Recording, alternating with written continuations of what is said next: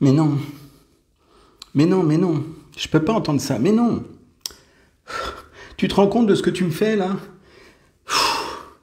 C'est dur pour moi, tu te rends pas compte? Mais si tu me quittes, j'ai tout perdu, mais je t'aime. Tu peux pas me faire ça, c'est pas normal, c'est pas juste, ça se fait pas. Tu sais bien que je t'aime, on est bien tous les deux. Ah non, je peux pas entendre ça. Ah non, ça m'énerve. Vous connaissez le principe.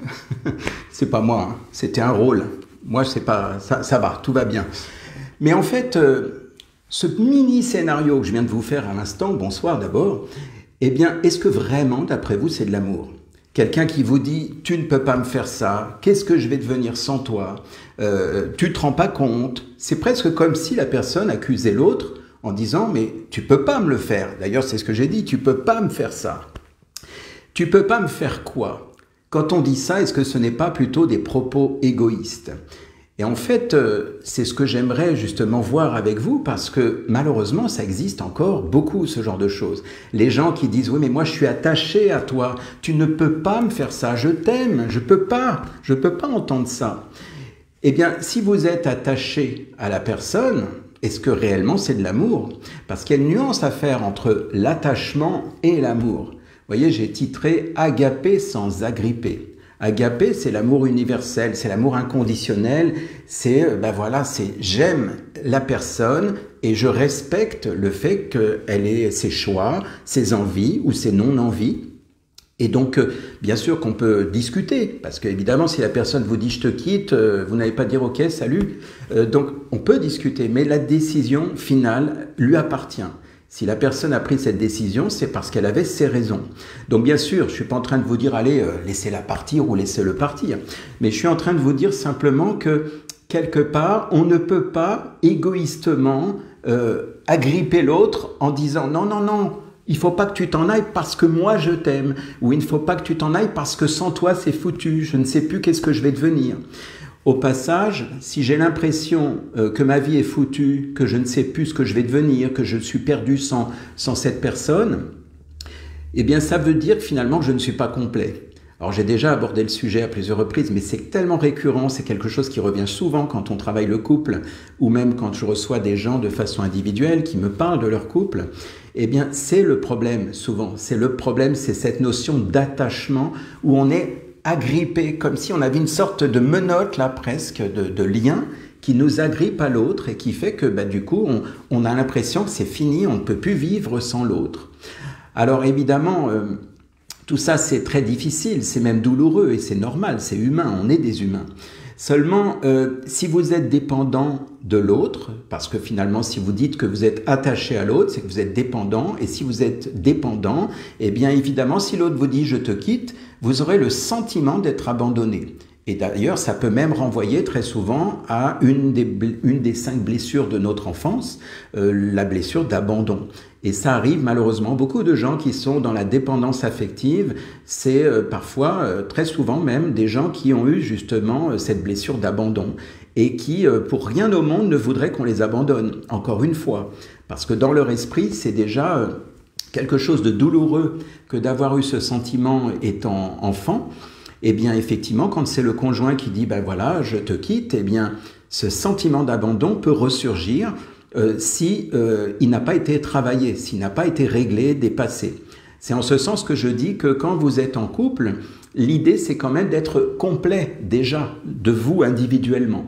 Je l'avais évoqué, hein, comme je disais tout à l'heure, j'avais évoqué cette histoire de couple où on dit que 1 + 1 = 3 et non pas 2. Hein, souvent, on parle de la moitié, puis l'autre moitié, puis ça y est, on forme un couple. Eh bien non, c'est là où il y a le danger et c'est là où il y a le risque de dépendance. Alors oui, c'est vrai, je me répète parce que je l'ai déjà dit dans d'autres directs. Seulement, comme je disais, là, je vais l'aborder d'une autre manière parce qu'en fait, c'est quelque chose qui est très récurrent.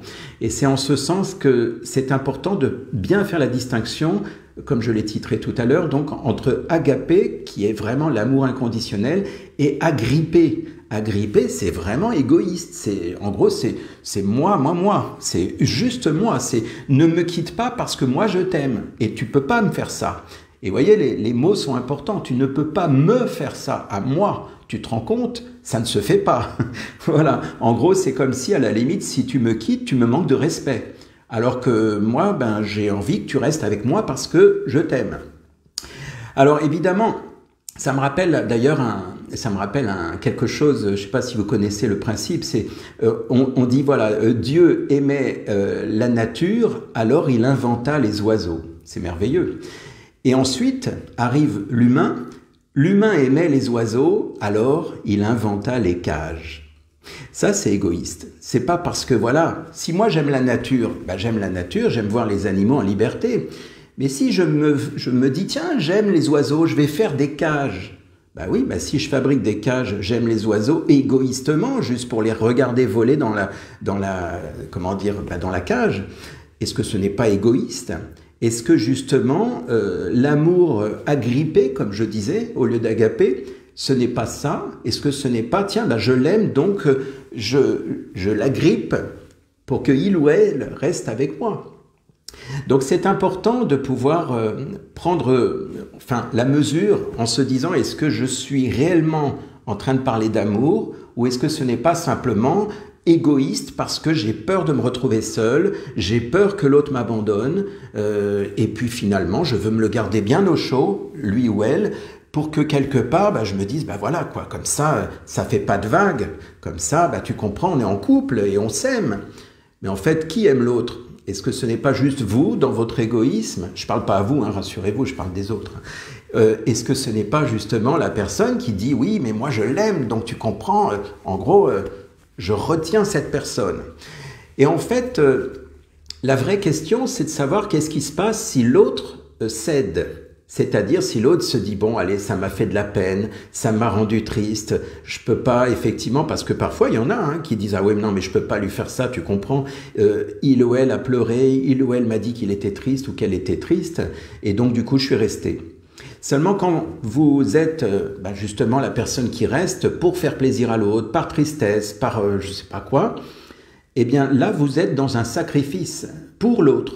Et là, ça devient dangereux, là aussi.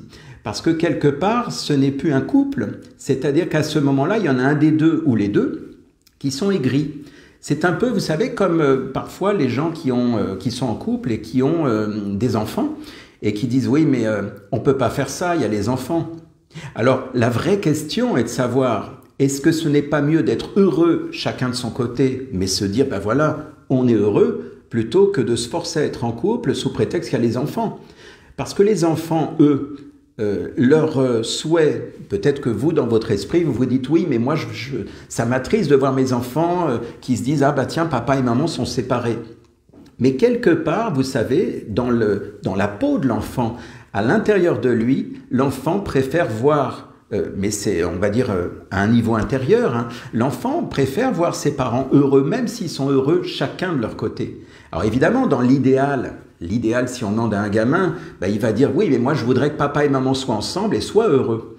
Seulement des fois, si papa et maman ne peuvent pas être heureux ensemble, eh bien plutôt que de voir papa et maman qui se chamaillent tout le temps dans la maison et que l'enfant il est là, il a l'impression qu'il y a un jeu de ping-pong entre les deux, eh bien peut-être que des fois c'est mieux que papa il soit heureux et que maman soit heureuse. Vous voyez un petit peu le contexte. Donc très souvent, le couple qui va se sacrifier, c'est vraiment le mot, se sacrifier alors qu'ils ne s'aiment plus, par exemple, si soit l'un n'aime plus l'autre, soit le couple ne s'entend plus, et donc pour faire un peu une sorte de temporisation, on va dire, allez, on va rester parce qu'il y a les enfants, ça se fait pas, c'est pas bien. Pour le coup, on revient là dans quelque chose qui n'est pas sain, en fait. Ça veut dire que là, pour le coup, eh bien, on va se forcer à rester en couple sous prétexte que les enfants risqueraient peut-être, ce n'est même pas sûr, parce que effectivement, on se met dans la peau de l'enfant qui peut-être va souffrir parce que les parents sont séparés.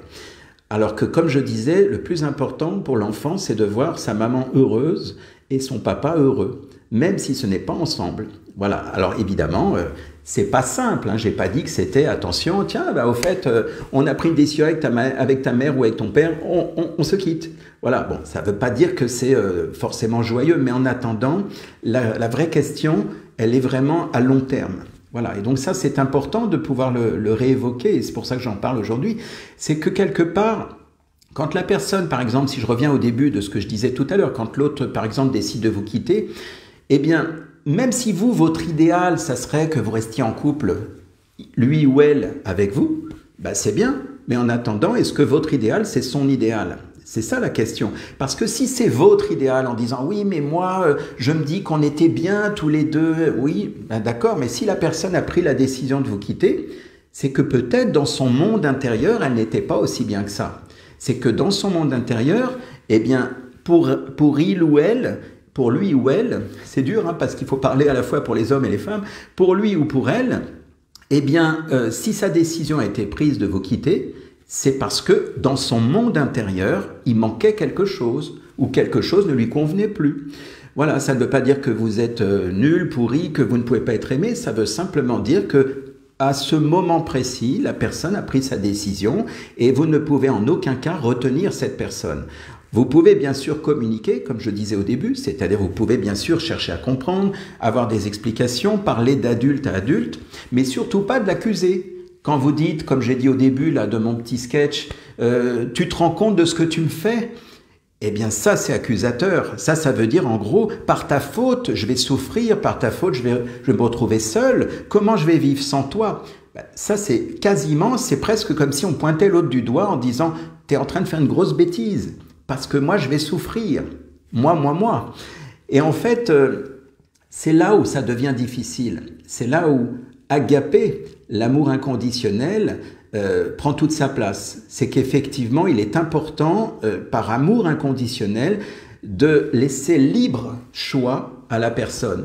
Alors, comme je disais, le but n'est pas, j'allais dire, comme je viens de dire, de retenir l'autre, mais maintenant, on peut quand même communiquer. Communiquer, c'est-à-dire simplement expliquer, voilà, écoute, tu connais mon point de vue, tu sais que moi je t'aime, etc. Enfin bref, on parle de ce que l'on ressent, de notre ressenti, sans pointer l'autre du doigt, sans l'accuser, sans lui dire « tu te rends compte, par ta faute, je me retrouvais seul », parce que j'en ai entendu des comme ça, « par ta faute, je me retrouvais seul, tu te rends compte de ce que tu me fais ?» ou pire encore quand il y a les enfants, « tu te rends compte de ce que... qu'est-ce qu'ils vont dire les enfants ?» C'est dingue quand même. Et en fait, quand vous communiquez, l'idée, c'est d'être en mode adulte. C'est nous sommes deux adultes. Moi, par exemple, je t'aime. Toi, tu te dis que tu ne m'aimes plus ou que tu ne m'aimes pas ou que peu importe. Eh bien, j'ai besoin que tu m'expliques ce qui se passe. Et peut-être qu'en discutant, eh bien, on va peut-être finalement réharmoniser quelque chose qui était cassé, peut-être la mauvaise communication, ou la personne va peut-être vous expliquer ses raisons. Et comme je vous disais, mon idéal n'est pas forcément l'idéal de l'autre. Donc si mon idéal c'était que oh, c'était magique, c'était bien, mais peut-être que ça c'est mon idéal à moi, c'est ce que moi j'ai imaginé. Mais peut-être que l'autre n'était pas aussi bien que ça. Sinon, cette personne resterait en quelque sorte. Donc l'idée c'est vraiment de respecter le choix de l'autre, aussi difficile soit-il. Parce qu'évidemment... ce qui doit être sera, et c'est la vie, c'est comme ça. Donc, quelque part, si vous dites, par exemple, oui, mais moi je l'aime, moi je m'en fous, moi je l'aime. Ben oui, rappelez-vous les oiseaux. Ah, mais moi j'aime les oiseaux, je veux le mettre dans une cage, cet oiseau. Ou des fois, vous savez, l'animal qu'on a, par exemple le chat ou le chien, on va absolument le forcer à ce qu'il reste avec nous, sur nos genoux, parce qu'on l'aime. Mais c'est égoïste. Parce que effectivement, d'ailleurs, c'est souvent ce qui se passe, surtout avec les chats. Si vous forcez le chat à rester avec vous, il y a un moment, il va vous griffer parce que le chat, il a besoin d'être libre. Et c'est pas de l'amour que de l'emprisonner sur vos genoux en le maintenant fortement pour ne pas qu'il bouge parce que vous l'aimez. Vous voyez, donc c'est important cette nuance. Donc si vous pensez que effectivement, parce que je l'aime, il ou elle doit rester avec moi, eh bien, rappelez-vous de ces oiseaux et de cette cage. Parce que je pense que malheureusement, c'est trop souvent ce genre de situation que l'on retrouve en thérapie, en séance, où la personne dit « Oui, non, mais il peut pas me faire ça, ou elle ne peut pas me faire ça, je l'aime, je comprends pas pourquoi il ou elle s'en va. Je lui donne tout. » Des fois, j'entends ça aussi, je lui donne tout. Ou alors, ou l'inverse, ou je ne suis rien sans elle. Sans elle, pourtant, avec des ailes, on s'envole, mais bon. Alors, en fait... c'est triste, mais c'est ainsi. L'idée, c'est de voir quel enseignement vous tirez de tout ça. C'est-à-dire que, bien sûr, le jour J, Vous n'allez pas, comment dire, cogiter en disant, bon, alors qu'est-ce que la vie est en train de me dire? Bon, bien sûr que vous avez le droit d'être triste, de pleurer, de vous sentir pas forcément serein à ce moment-là, parce que cette rupture, si elle a lieu à l'instant T, ben c'est normal d'être triste. C'est humain. Voilà. Mais l'idée, c'est d'accepter le choix de l'autre, d'accepter que l'autre est libre, tout comme vous, vous êtes libre. Parce qu'effectivement, si vous aussi, vous preniez cette décision, et c'est peut-être arrivé déjà dans un sens et dans l'autre, eh bien, le jour où vous avez pris cette décision, eh bien, c'est une décision qui vous appartenait. Là où ça serait vache, ça serait, par exemple, si vous quittez l'autre et que vous ne lui dites pas pourquoi. Et ça, malheureusement, ça existe assez souvent. L'idée, c'est quand même de pouvoir se rappeler que nous sommes des adultes et qu'on a le droit de discuter, de communiquer. Et ce n'est pas parce qu'on ne s'entend plus et qu'on a pris une décision parfois difficile, eh bien, qu'on doit dire non, c'est bon. Hein, il sait ou elle sait, c'est bon, il se débrouille ou elle se débrouille. Eh bien non, c'est quand même humain de pouvoir dire à la personne, voilà, enfin d'assumer quoi. Voilà, écoute, je pars du principe qu'aujourd'hui, ben voilà, c'est comme ça. Et j'explique pourquoi. J'explique le ressenti. Voilà, je n'y arrive plus, c'est difficile, ou je ne t'aime plus, ou je ne sais pas quoi. Enfin, peu importe. Voilà. Donc c'est triste, comme je disais, mais c'est humain. Et retenir serait égoïste. Donc bien sûr que c'est difficile. Bien sûr que évidemment, ce n'est pas simple. Parce que forcément, il y en a forcément un des deux qui va des fois souffrir, qui va être mal, surtout au moment où c'est normal de pleurer, c'est normal d'être triste. Je veux dire, on l'a tous vécu. Je veux dire, moi aussi, à chaque fois, par exemple, quand il y a eu une rupture, eh bien, la personne, par exemple, que j'aimais, eh bien, effectivement, moi aussi, j'ai pleuré, moi aussi, j'ai été triste, et c'est humain. Seulement, à un moment donné, on ne peut pas dire, tiens, ben, je vais t'agripper parce que je t'aime. Parce que là, ça serait de l'égoïsme. Voilà, c'est ça que je voulais partager avec vous. Donc je ne sais pas où vous en êtes par rapport à ça. Et bon, ben, je souhaite que tout se passe bien pour vous, mais c'est pour vous dire que pour certains couples, que peut-être si vous êtes vous-même en couple ou si vous connaissez des couples qui sont souvent en train de se déchirer en disant oui, mais ah bah tiens, t'as vu, un tel s'est remis avec. Ah bon, mais pourtant il lui avait dit ah oui, mais finalement elle pleurait ou il pleurait, donc du coup ils se sont remis ensemble. Souvent c'est fragile quand c'est comme ça, parce que si c'est pour faire plaisir à l'autre, c'est pas de l'amour, c'est soit de la pitié, soit de la tristesse, soit de voilà, ou à l'inverse c'est de l'égoïsme si on retient l'autre. Voilà ce que j'avais à partager avec vous. Donc bien sûr n'hésitez pas à commenter si vous êtes d'accord, pas d'accord, si vous avez des avis différents. Et d'ailleurs, ben voilà quoi, c'est comme ça, c'est la vie qui est comme ça. Donc si vous avez votre avis, eh bien c'est la vie des uns et des autres. Voilà, bonne soirée à tous et à bientôt.